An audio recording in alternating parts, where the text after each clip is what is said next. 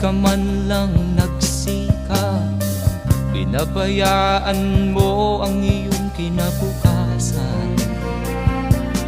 Ba't ka ganyan? Di naman sila nagkulang, ibinigay ang iyong kailangan. Bakit bumagsak ka sa kalokohan? Nagpabaya ka,